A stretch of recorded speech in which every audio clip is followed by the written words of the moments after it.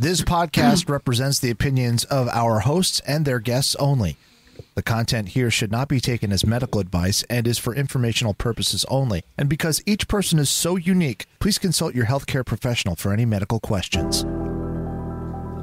Welcome to Once Shattered, Picking Up the Pieces, a podcast devoted to changing the way eating disorders and mental illness are viewed in our society. With your hosts, Jack and Linda Major and Ellen Bennett. Today's guest is Kaitlyn Vittozzi. Kaitlyn Vittozzi of Rochester, New York is a C-IAYT Yoga Therapist who specializes in chronic pain relief, stress reduction, and perinatal struggles. A SUNY Albany School of Business graduate, she is no stranger to corporate stress and the physical ache that working and striving for the next big thing all the time can leave on a body. Kaitlyn began teaching in 2014, taking yoga teacher training as a healthy summer hobby. Soon after teaching, she recognized that people left class happy and that their mood was uplifted, and she realized they had left life stressors behind. Kaitlyn went on to study yoga therapy with Phoenix Rising to help people use the tools of yoga to enhance their whole life rather than just an hour per day. Yoga is an ancient practice not just based on the postures we see in magazines, but on 8 holistic limbs, and Kaitlyn hopes to highlight this with the individuals, couples, and groups she works with. Clients learn to improve their relationship with physical, mental, and emotional tensions that show up in their bodies. Kaitlyn began teaching for KMB for Answers in 2021 and has studied yoga for eating disorders. She also teaches paddleboard yoga and writes for Rochester Woman Online. She loves spending her downtime with her dog. As a yoga therapist, Kaitlyn's goal is to help you discover long-term relief and a happier mind, body, and spirit. For more information or to schedule a free phone consultation, visit PenfieldYogaTherapy.com. Hello, everyone, and welcome to Once Shattered, Picking Up the Pieces. Thank you for joining us today.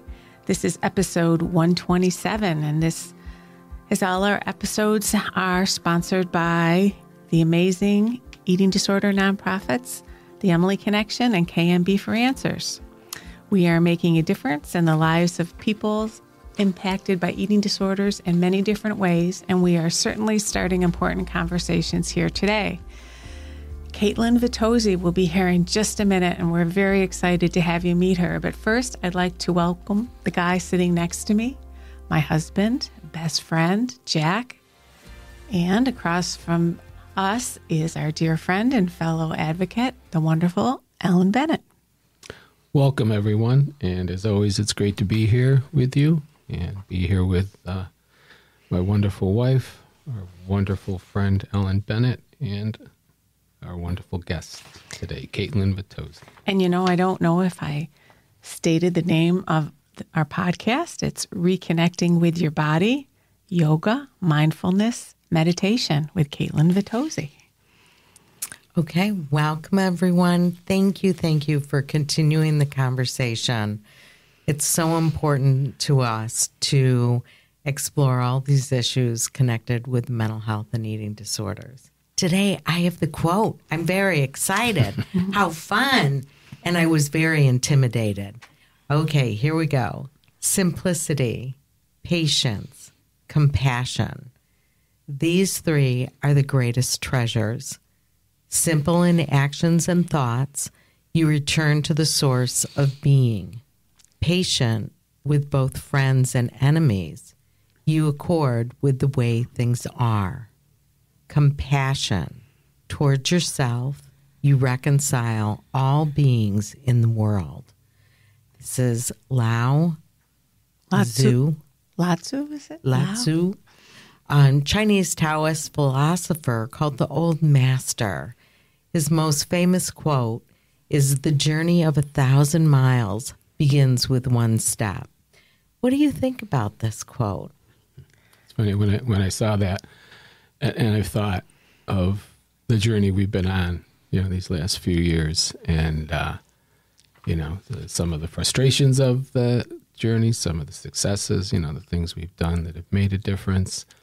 And I just, I know it's a hard journey, but if we didn't take that first step, then we wouldn't have made any difference so far. And it's a long journey, but take that first step to start it. Otherwise, it's not going to happen. So, because everybody's mental health matters. And everybody knows somebody. Yes. Patience and compassion certainly have been cornerstones for all of us. Yeah. No, those are great quotes, and, wise people lived long before us. So, well, without further ado, sitting across from me today is Kaitlyn Vittozzi. We are so happy to have you here. Thank you for joining us. Welcome, Kaitlyn. It was great to listen to your bio, and I'm interested how you became interested in yoga. Yeah, thank you for having me. I was teaching yoga classes in gyms and yoga studios almost 10 years ago. And actually, I'll take a step back. I was a dancer. I hated yoga. We had to do yoga as part of our warm-ups, I think when I was like 15 years old. And it was like, get more flexible. You'll jump higher, like get abs. So yoga was just like one more thing I had to do. And then I think I was in my early 20s. I actually took a paddleboard yoga class down in Canandaigua, and between nature and the breathing, I left and I felt really happy. And I was like, what is this stuff? Like, this is way different than the yoga I've been doing at the gym. So I said that totally changed my life, that one yoga class down in the Finger Lakes. It ultimately led to me becoming a yoga teacher. So then when I started teaching gyms, yoga studios, I would notice people would leave yoga class really happy. They would go to pick up their kid from child watch, and they get their hair pulled or get caught off in the parking lot, and they would lose that yoga glow. So that's kind of what led me down the yoga therapy path. It's wonderful, too. It's a whole different feel. Oh, my gosh. Yeah. Welcome, Kaitlyn. I'm so excited to have you here. We met about 3 years ago at an event facilitated by the Western New York Comprehensive Care Center for Eating Disorders, kind of introducing yoga as taking care of yourself, also as a healing tool. And I was so impressed with the whole experience. It inspired me to ask if you would continue to offer that type of therapeutic yoga to individuals who are in recovery or struggling with body image, body acceptance. And so that led to us collaborating for the past 2 years to offer yoga, and plan to continue this in the future because it is absolutely wonderful to see the impact on individuals as they're able to access this through support of KMB. Yoga and meditation and all that comes with it has impacted you on a very deep level. Tell us about this journey and why you decided to study with Phoenix Rising Yoga Therapy. Yeah. When I started my yoga teacher training journey, I was stressed at a corporate job. I was going through kind of a rough breakup. And I really found that yoga was a way to escape for an hour. And sometimes people need that escape. The therapeutic yoga route, which I found with Phoenix Rising, actually let me shift my yoga practice from an escape to actually feeling a little bit more and being a little bit more tuned in. So when I started to look for yoga therapy programs, it was brought up to my attention from Stefan Elgalid. He's a yoga therapist and PT professor here in Rochester at Nazareth. And he said, you should check out Phoenix Rising's level 1 training. It's coming up. It's a long weekend in the Berkshires, so it was an easy drive. He knew I was researching training programs. So to be honest, the training programs I had done prior to this were very directive and very do this, put your body here, put your arm here, which is okay. Sometimes people need that, but they're very directive. And Phoenix Rising's training offered so much freedom and was a lot more client-centered than teacher-centered. And it was like anything new, it feels a little bit uncomfortable and a little bit strange at first. So I was like, I don't know about this. It feels like it's going to be a lot of growth for me, and a lot of change and really uncomfortable. And when you're in a stressed out, not super happy place, that's really what you need. So the instructors that weekend, Sarah and Alex, were just so talented and so compassionate that I embarked on a 1,000-hour journey with Phoenix Rising. And what I loved about Phoenix Rising in particular is it's really based in embodiment and how we be in our bodies. Because the truth is, as much as we try to disconnect from them, they will follow us around all 24 hours of the day. So again, it let me learn that yoga wasn't an escape. It let me shed light on my reality and let me go deeper into myself and not shy away from it. And again, I'm not poo-pooing by any means on any of the yoga instructors there that are teaching biomechanics. I still think that's important, and to help people learn how to move in a safe way. But overall, what I love about Phoenix Rising Yoga Therapy and other yoga therapy programs too is that it just helps people feel better. And that's how the founder of Phoenix Rising described the work. It just helps people feel better. And isn't that what we all want? Yeah. And never does one size fit all. So it's nice to be so complimentary of the other methods too. There's something for everyone. Absolutely. I love the idea of couples yoga. And there's half of my couple right over here who I'd like to get to embark on some couples yoga with me on a more regular basis. We do our own. Look out, Jack. It's coming. We do our own thing.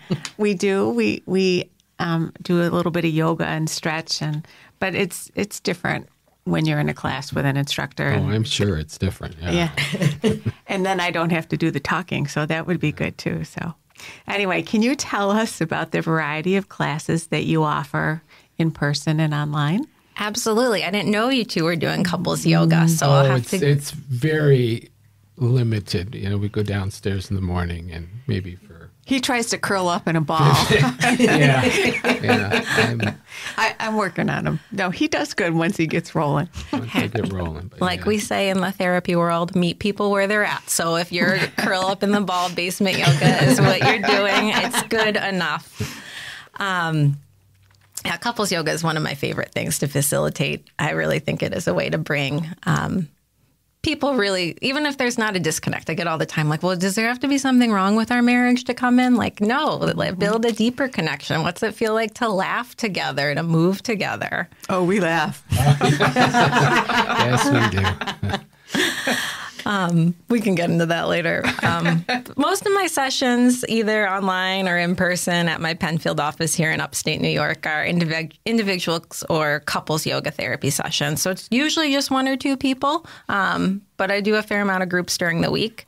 I'll get a little bit geeky for a moment, but I promise I won't stay there for too long. I don't want anyone to fall asleep over their coffee.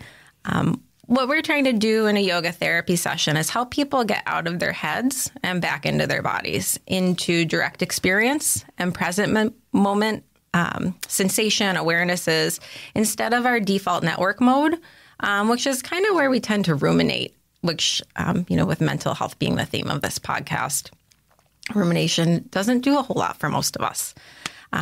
So we have our busy beta brain waves. That's, how we all drove to the studio today. It's okay to be there. We need that to get stuff done. Unfortunately, it's just where we are most of the time. Then we have our alpha brainwaves, which are a little more relaxed, maybe more focused the way you would feel when you're taking an exercise class or watching a documentary, something you're interested in. And then theta is a deep relaxation with a real inward focus of what am I feeling? Thoughts, emotions, sensations, feelings. And we really rarely go here in our culture unless we're being super intentional about it. Then delta brainwaves are sleep, which is important, but not what we're trying to do in yoga most of the time. So if I do nothing else in a yoga therapy session or a therapeutic yoga class, but help people get out of that busy beta brain state for a few minutes and let them just get the relief of not having to think about everything all the time and just feeling their own breath, feeling their skin, their muscles, their bones. I have done my job. Yeah. Wow. I have never heard yoga explained that way, and now I understand it, and I see that you're in Penfield now, so there's really no excuse for Linda and I not to come to your couples yoga, because we could almost walk there. So we will We'll get there. See? there. Yeah. Thank you, Kaitlyn. Yeah. Happy to have you. And that being said, I know yoga can be intimidating, so here we go with me. But I know your classes aren't that kind of yoga, because I took one a couple years ago, maybe 3 years ago with you. It was just I think you were there, Ellen, and At the community Oh, center. yes, Community yes, center. yes, right, yes. right. Ellen is the best recruiter for my yoga classes. We should be paying her something under the table. So can you explain, maybe you've already done a little of this, how to get started and how it can be life-changing for everyone? Yeah, and I think Linda kind of touched on this, that there is a type of yoga for everyone. So if you try a class and you hate it, don't think that there's anything wrong with you. Maybe that class is what you need and you need to try it on a few more times, or maybe you just need to find a different teacher, a different location, a different style. So first and foremost, don't get discouraged. And there are 8 limbs of yoga, and one of those limbs are the yoga postures that we are most familiar with in the U.S. That kind of gets labeled as yoga everywhere, but really there's also breath work. There's yoga's ethical practices, which have really changed my personal life. You can do yoga without ever owning yoga pants or a yoga mat. There's also, meditation, single pointed focus, withdrawal from your reactionary state, and bliss. So it might not be what's taught at every gym, but there is something out there if you dig a little bit. So if you want to try your first yoga class at a gym, community center, yoga studio, it likely will be that physical practice, maybe a little bit of meditation layered in. Get there a few minutes early. Tell the instructor you're new. You don't know what you're doing. I know that's so uncomfortable. That might be the yoga practice right there of saying, hey, I'm not good at something. Very countercultural. And be honest. Set yourself up in the middle of the room. So if all else fails and you have no idea what the instructor is saying, you can at least look around and feel like you did something. Just practical. We're not getting into the real deep sense of self here. Give yourself grace. And I think we can all give ourselves a little bit more grace. And while a lot of the postures, we know they're beneficial to our respiratory system, our posture, our mobility, they aren't something you would likely find yourself in on accident. So be okay with not getting it perfect and sometimes being confused, and knowing that we are all, at this table included, works in progress. And if you are looking to be impressed with yourself, be impressed with the fact that you took an hour to put your cell phone down and focus on self-care. And that's the best place to start, not a headstand.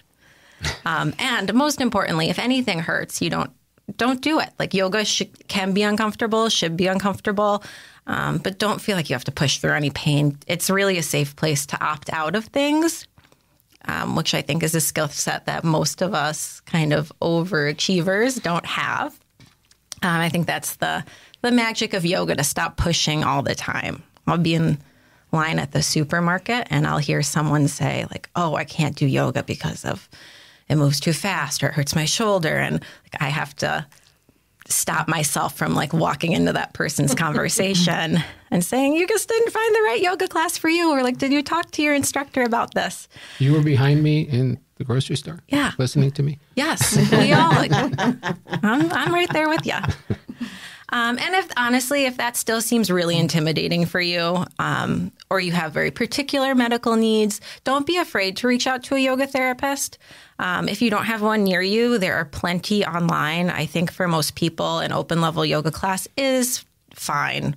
But if the group method is what's stopping you, reach out, whether it's to me or the IAYT, or International Association of Yoga Therapists. They have a member directory, and those practitioners on there very skilled. So don't be afraid to reach out if you really feel like you need that one-on-one attention. Okay. Well, I love this conversation because I will say I have dabbled in yoga for decades. I've been in the classes where I've fallen over and burst out laughing and got a kind of an interesting look from the yoga teacher. And I realized, oh my God, I have to make sure I get right in the right class.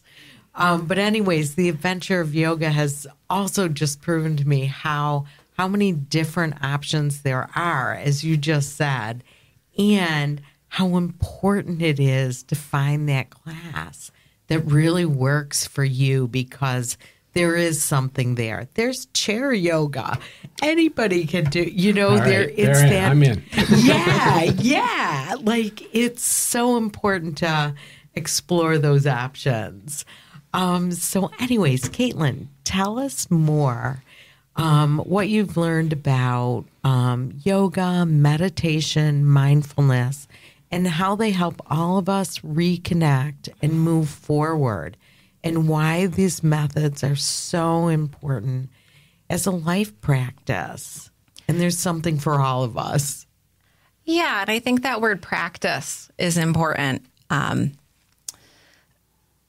If we switch over to the mindfulness and kind of the modern day science of it, we know that we can strengthen with practice our neural pathways to do anything. There's studies that show people just thinking about playing the piano got better at playing the piano because that's where their mental focus went.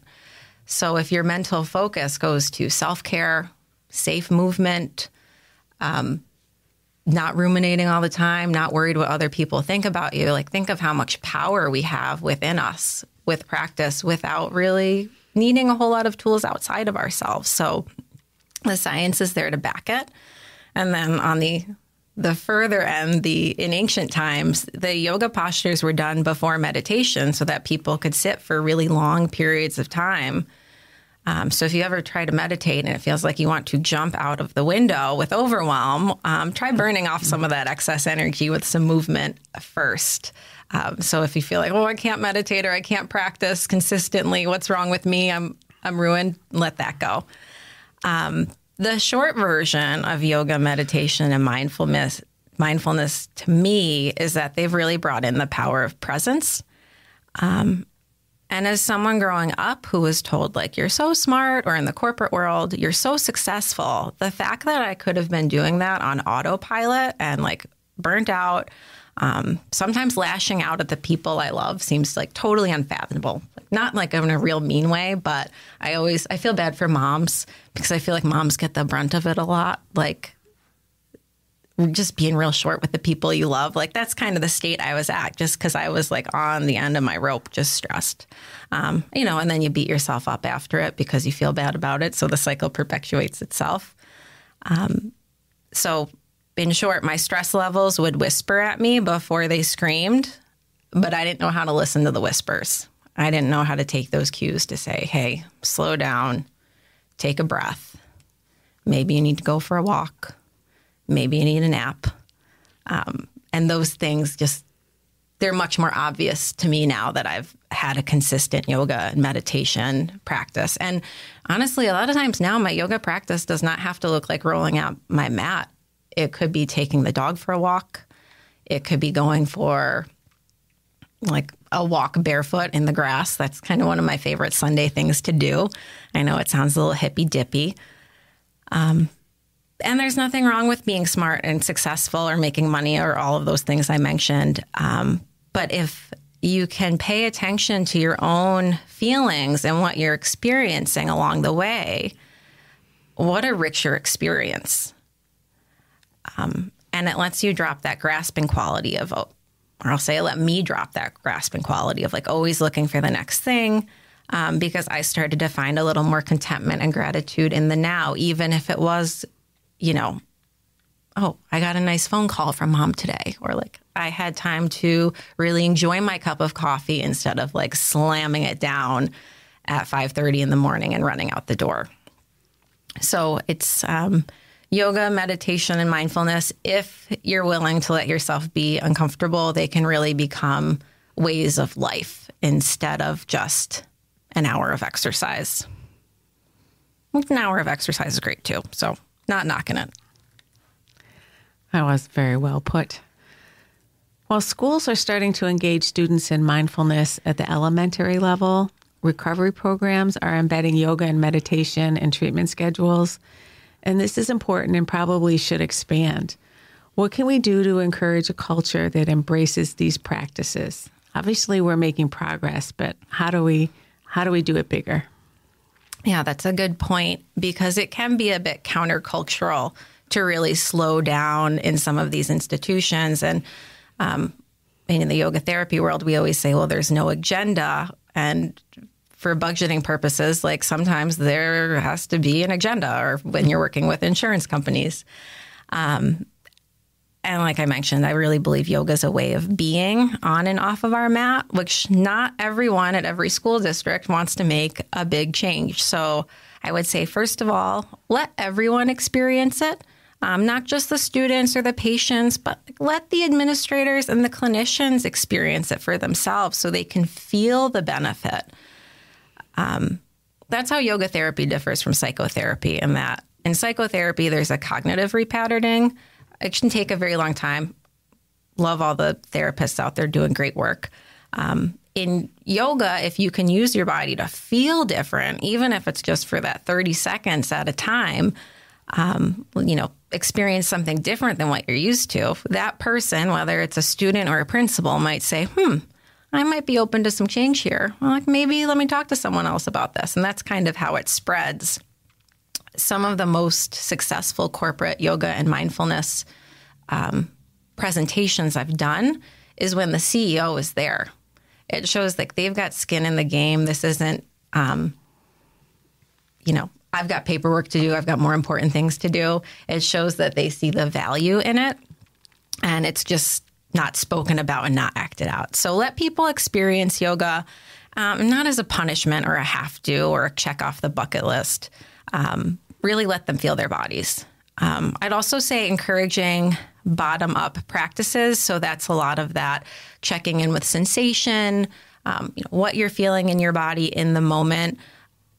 Don't, like, I know I started with brainwaves today. Don't tell a 14-year-old about their brainwaves. They'd probably be happier doing jumping jacks or swinging their arms around or stretching out their legs, or rest too. Like if you're working with teens, I say it should be everyone, but I see this with teens a lot. Like if they want to close their eyes and lay down and maybe fall asleep for 20 minutes, let them do that. Don't tell them they're doing it wrong, because if they wake up from that rest feeling better, it will have a positive ripple effect on every other teen in that school and their counselor, their teacher, whoever. So let them do yoga in their own way.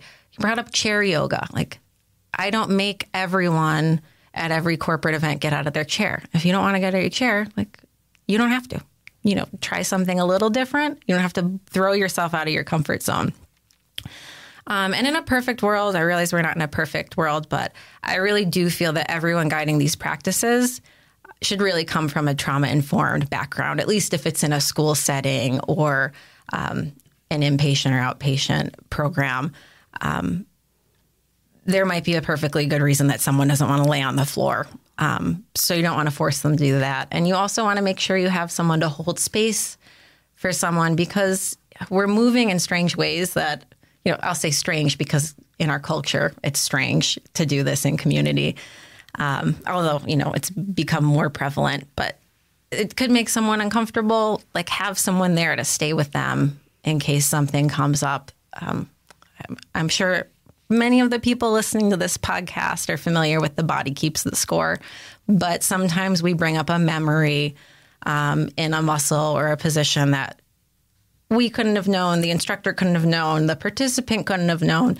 So have someone teaching from a trauma-informed lens. And there's so many great trauma training programs out there now to keep people feeling safe and comfortable. And if they get unsafe or uncomfortable feeling, someone's there to help bring them back or give them the resources that they need so they don't feel like, oh, I had a terrible experience at yoga in school and now I don't ever want to do that again. Oh, that's great advice. I never thought about the trauma aspect, but yeah, great advice. So as I age, as we age, Linda always hates the fact that I'm, always telling everybody I turned 70 last year, so I'm aging. He's much, much older than me. Yeah, right. But, it's become more and more important than ever to be mindful, stretch, as Linda tells me every day, I need to stretch and breathe deeply. And I will say, it really does help me get going for the day, and helps my golf swing a little bit too. So no one disputes the health benefits of yoga.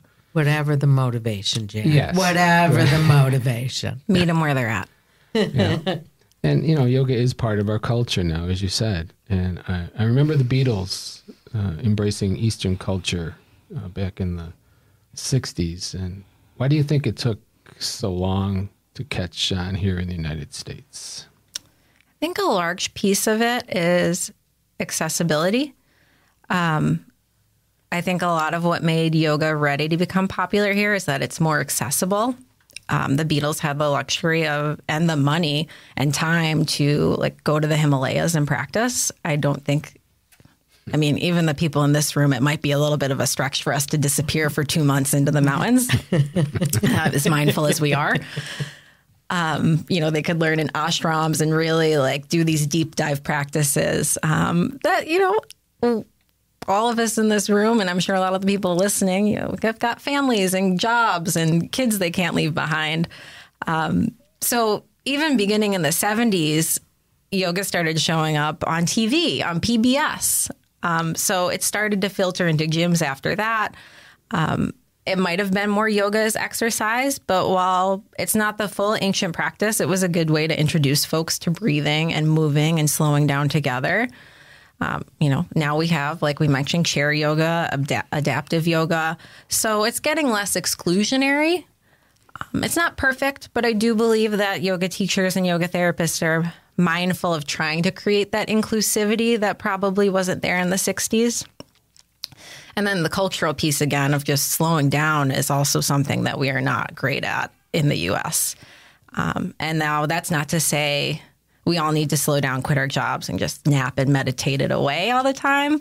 But it's slowing down so that we can handle life stressors better. Our nervous system responds better to slowing down.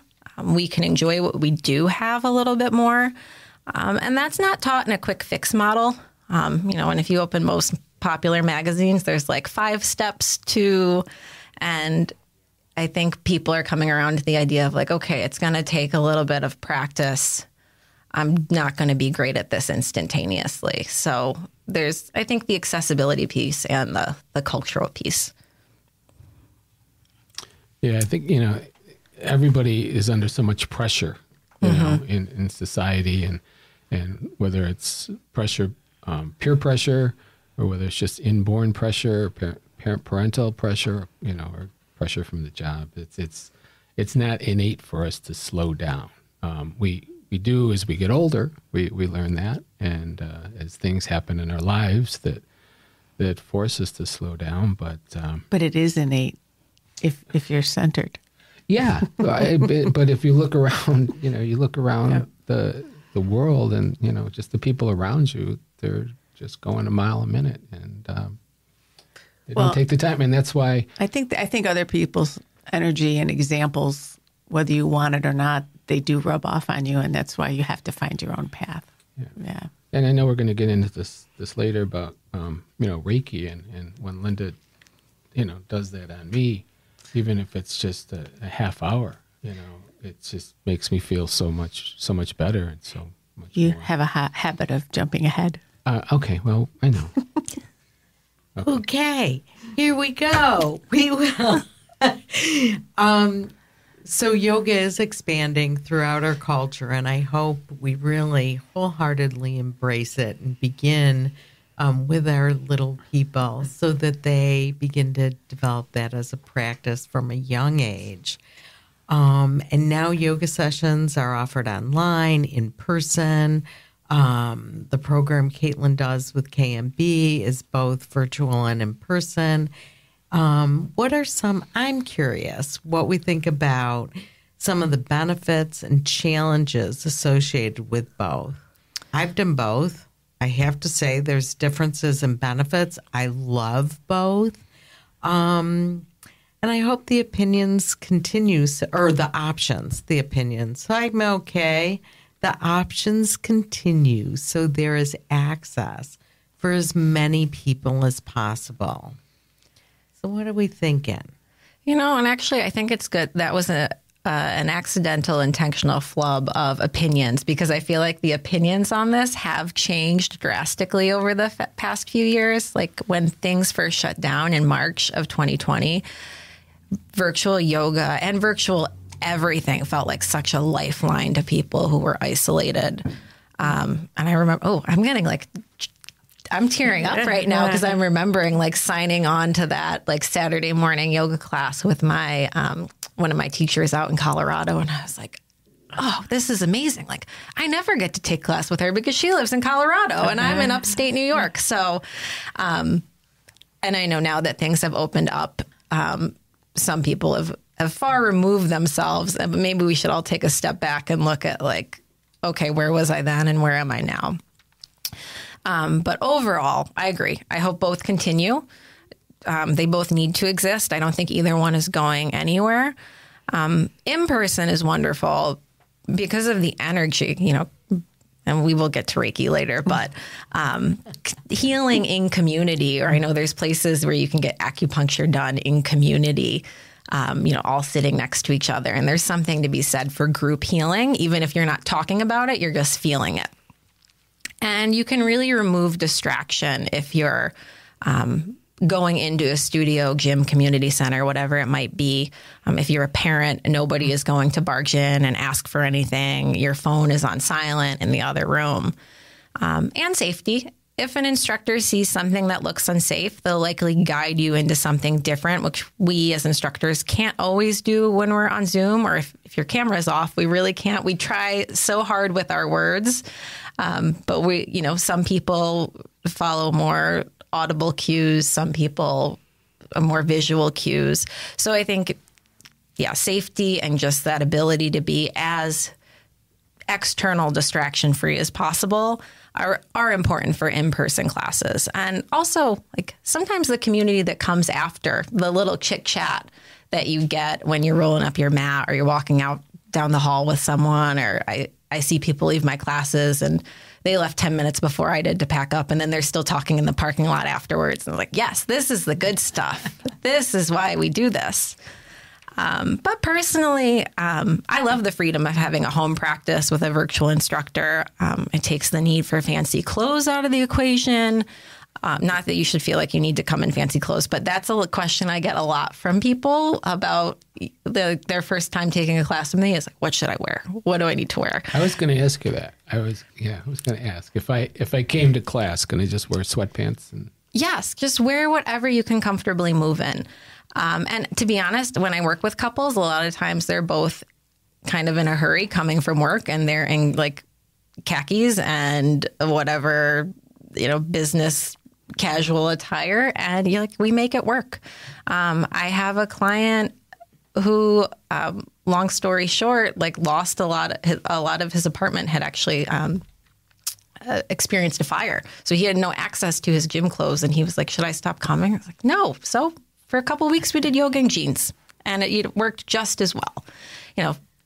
I do caution if you're wearing clothes that are constantly distracting you, that you need to keep moving things around, or long hair can really be a pain for yoga if you're spending half your... I'm saying this from a personal place. Always having to fix my hair can be a real pain for a yoga practice. So, wear whatever you want to wear that makes you feel like you can move without external distraction.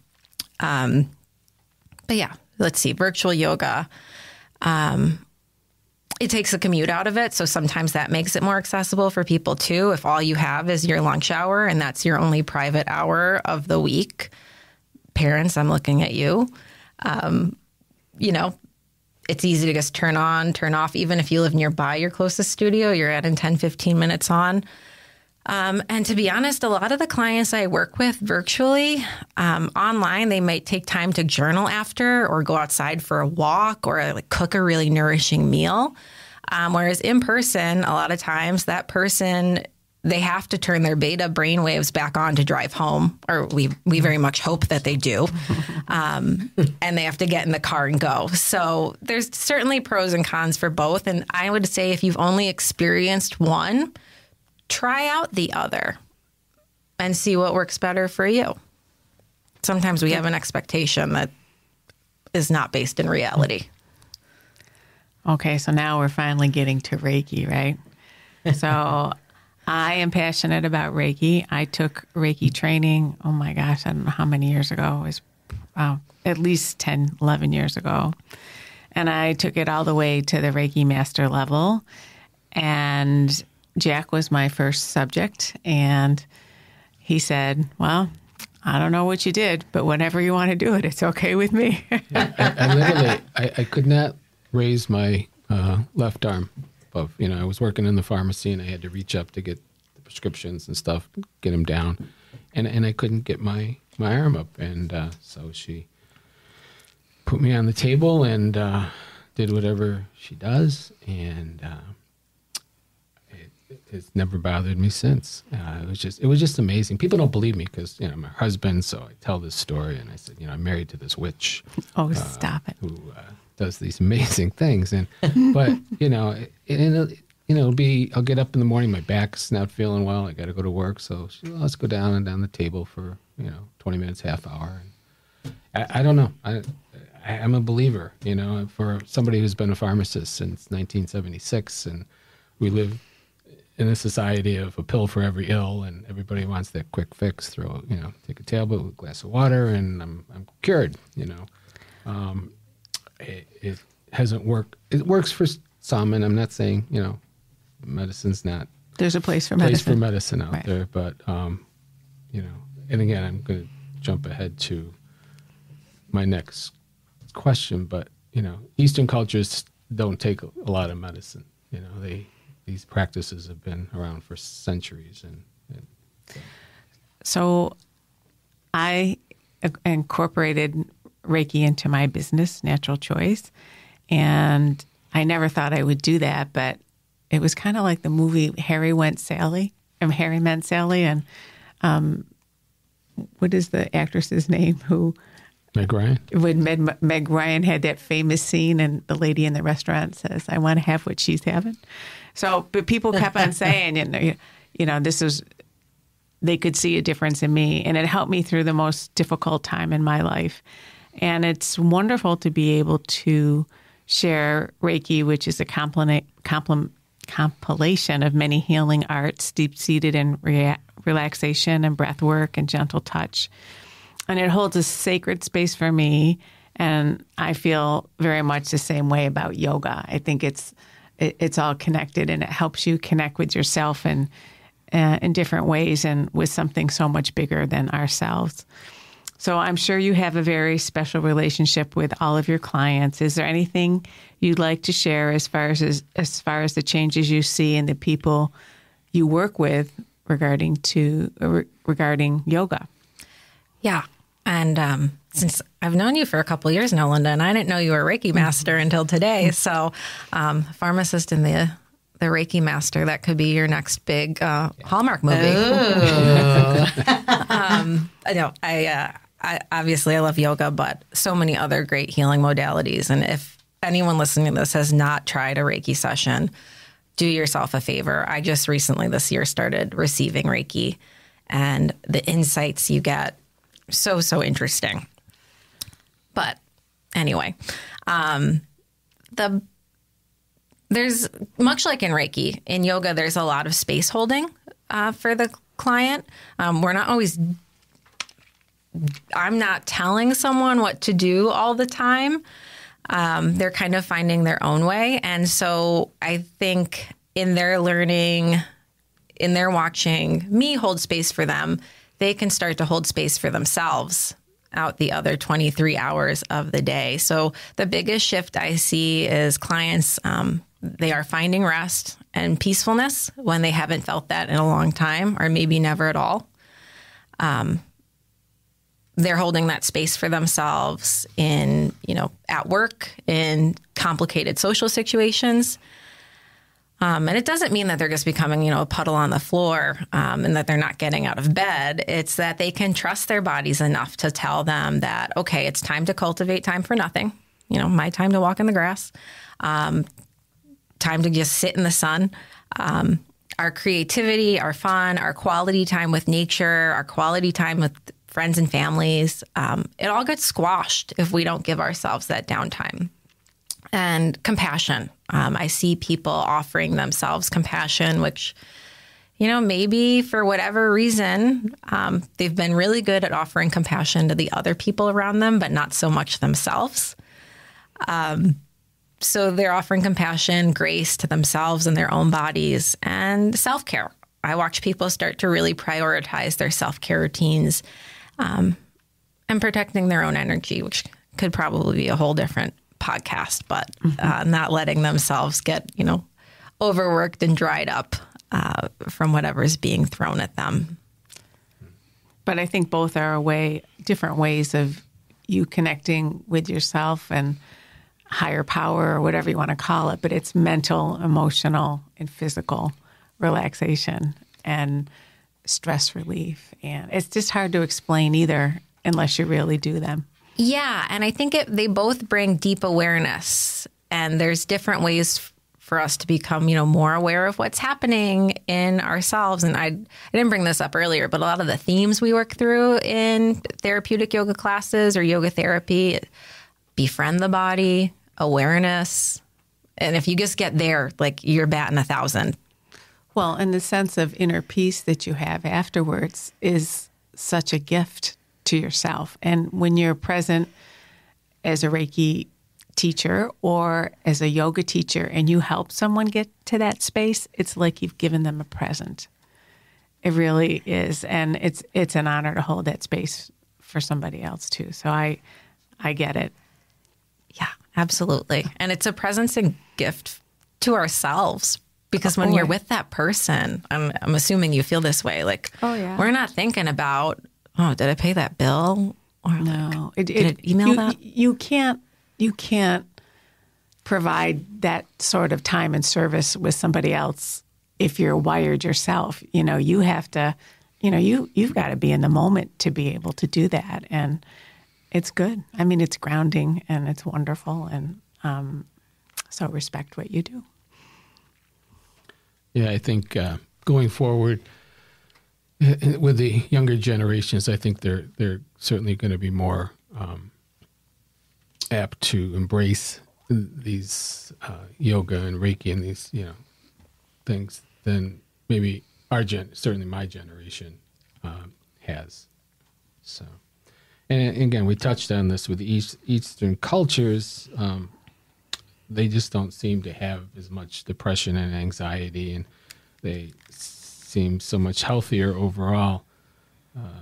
I'm sure that it has to do with these practices that have always been part of their culture, and I assume you would agree with that. Yeah, I think that's a large part of it. Sometimes collectivist cultures just have more of a sense of trust in that they will be taken care of, that I don't know that we always have. We're brought up with that when we're always trying to work hard. Again, I love living in the U.S., but it has its pros and its cons. But certainly breathing practices, meditation, gentle movement, to your point, we know those make us feel better. And those are a little bit more woven into Eastern cultures as daily routine. In Ayurveda, which is yoga's sister science, it is heavy on daily practices, or the Sanskrit word for it is dinacharya. And if you think of our daily practices for many of us, it's roll out of bed, slam a cup of coffee, start working with at least 2 or 3 screens going at once. So it throws our nervous system off a little bit.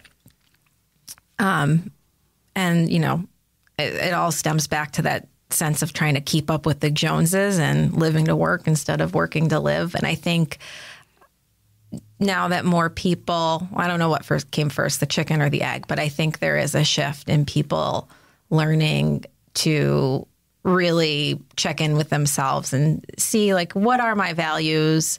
Are they aligned with my actions? And I think we see this, especially the younger generations, like people, I know so many people complain that they're lazy. I don't think they're lazy. I think they just want to live a little bit differently than maybe they watch their parents and their grandparents live. Good point. I can say I have a personal story. I was taking a meditation with a hypnotherapist on Zoom to show that, virtual is powerful. And one of the prompts was like, what are you afraid of? And in that moment, I was working my corporate job at the time, and I was kind of like, do I leave? Do I not leave?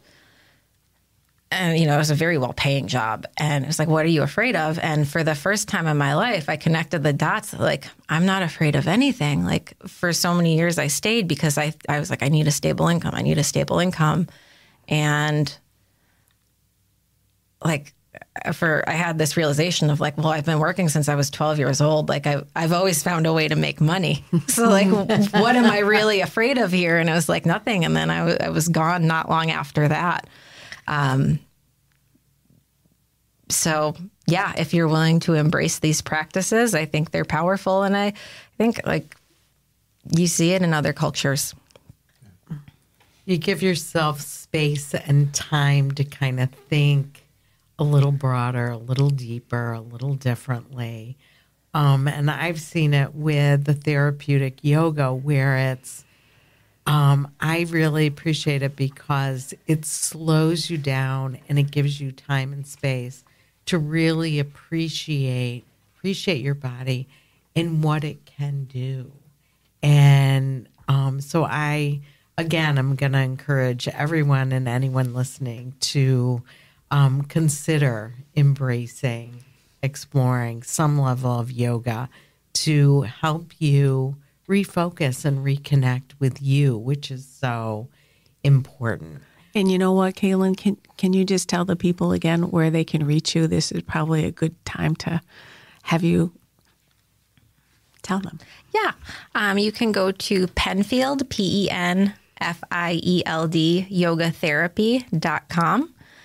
Send me a note there. I'm happy to do a free phone consultation. We'll see if yoga therapy is for you, whether it's with me or it's someone else. And then you can get on my email list too, so that come fall, when we start teaching, some complementary therapeutic yoga classes again, you will have access to them. And it doesn't matter where you are in the world, you can join us. Awesome. Thank you. Oh, go ahead. I didn't mean to interrupt you. I just thought we should get her information out there again. Perfect timing. Perfect timing. My daughter, Katie, was a dancer. I made that connection and also really embraced yoga. And there was a time when she was ill and she said, I just want to get back to yoga. Somehow deep within, she knew she needed to be able to embrace yoga in her recovery. As we mentioned before, yoga is becoming more and more embedded in recovery programs, and it has also become part of sustained recovery. What are your thoughts on this shift and broader understanding of the importance of yoga, mindfulness, and reconnecting with ourselves in the recovery process? Yeah, and thank you for sharing Katie's experience. I love that concept of deep knowing or deep inner wisdom. We use that a lot in yoga. With any eating disorders and other mental illnesses too, it's easy to get very disconnected from our bodies. So it's like head and body are kind of two separate entities. And of course, exercise can be used as a punishment or in an overly repetitive way. Innately, a treadmill is not harmful until you're on it for too long every day. And to be honest, yoga can be weaponized in the same way. I have worked with clients who overdid it on yoga. And, maybe that's when we start to look at I'll say they overdid it on yoga asana, the postures and the physical movement all the time. So then it's like, okay, this makes you feel good. How can we move into some of those other limbs to kind of find a more balanced action? And yoga is an opportunity for people in recovery to learn more intuitively again, in a way that your body wants to. Even, with summer coming up, it might feel like, or summer, fall, whenever, these nicer days, like, oh, okay, I want to get outside and I'm going to hike X, Y, and Z. And then you realize, like, okay, I've got all these hikes planned and I got through the first one and my body does not want to hike all of the rest of these. So starting to learn to listen to those cues versus letting your, mental capacity override it and say, no, I'm just going to do it because I said I was going to do it. And if someone is in active treatment program, they may be a really long way away from body positivity. But yoga and mindfulness offers the tools and the language and the experience to at least start to get a little bit body neutral. Like if you take a deep breath right now and just feel what your right arm is doing. Just feel whatever sensations are there. No story about it. Just take a breath with that right arm. Maybe wiggle your toes in your shoes. Notice what wiggling your toes or your fingers feels like. And we don't really tend to pick apart fingers and toes the way we do with some of our other body parts. So practicing like, okay, what body parts can I comfortably be with and breathe with and kind of feel before getting into areas that are maybe a little bit more sensitive or bring up a lot more feelings. And yoga also really teaches us, like Linda brought up the concept of grounding before, like nervous system regulation tools to keep in our toolbox. So when we're feeling overwhelmed, to help us get out of that kind of fight, flight, or freeze response, and come back to our deep inner knowing and move from there instead of, what we're supposed to look like, feel like.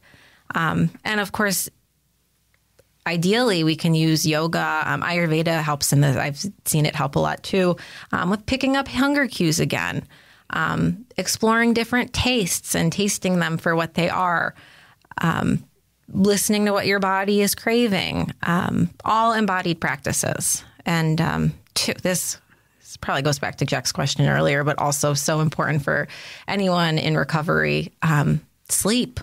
I've learned this a lot through my perinatal trainings that like you can have the best medications, you can have the best therapists. If you are not sleeping, you're not going to feel great. So whether it's sleep hygiene or giving yourself that time to sleep, definitely giving yourself that space to let yourself stay in sustained recovery. Beautiful. Well, we're out of time, and we could continue this. I know for so this has much been longer, wonderful. Kaitlyn, thank you so much for joining us today. What a pleasure it's been to have you here, and thank you for enlightening us so much. And thank you, Ellen and Jack, because I take you guys for granted, and you're so awesome. I love doing this with you. Yeah, Kaitlyn, thank you so much. You've made yoga for me. I have much better understanding of it, and I'm not afraid of it now. Job is done then. Perfect. And if Jack can do it, anybody can do it. Woohoo! Thank you so much for having this important conversation and for all you do to help others. It really, this conversation is so important, and I hope everyone decides to check something out with mindfulness yoga. Thank you. Thank you, Rock Vox recording and production, and sound engineer Scott Fitzgerald for expertly producing our podcast, and so much more. Help us continue these wonderful conversations. Please rate, review, share, and subscribe to Once Shattered, Picking Up the Pieces on the podcast platform you're listening to us on now. And please remember that Rockbox is the place to record your podcast, record your audiobook, or do a wonderful legacy cast for your loved ones. And thank you, everyone, for listening. And we'll be back next month. Next month. Thanks. Thank you.